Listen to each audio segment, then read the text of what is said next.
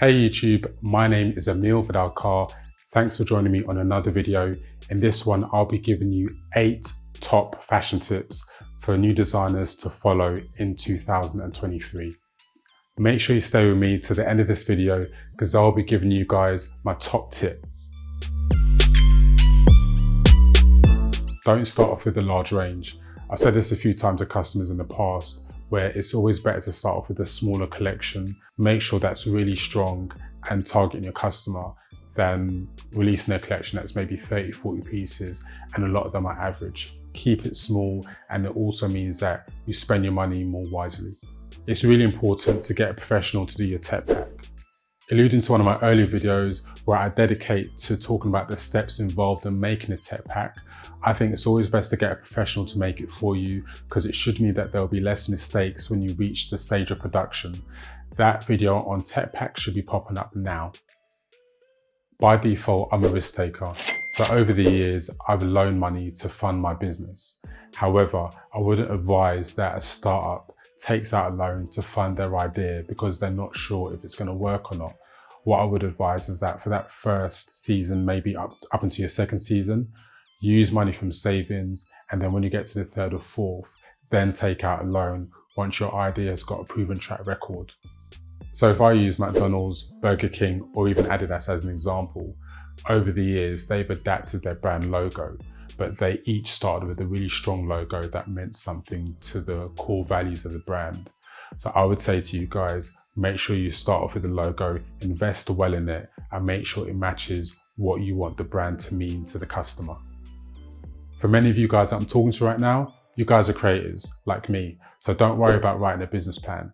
Just focus on starting the idea and get it going. And then maybe in a month or two, write at least a 100-word paragraph summarizing what you want the business to be about. But at least by that time, you've got things moving. Now, this one's going to sound a little bit strange, but be okay with making mistakes. Not everything that you do is going to be perfect, and you have to be okay with that.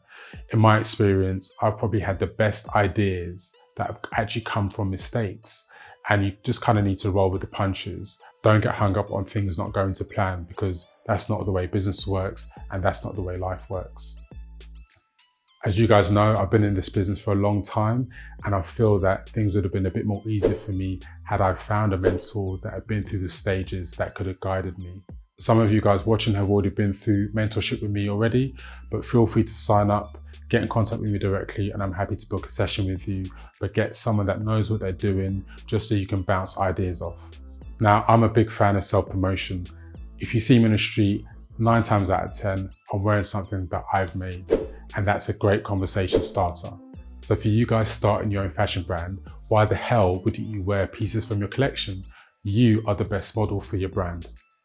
This one for me is the most important.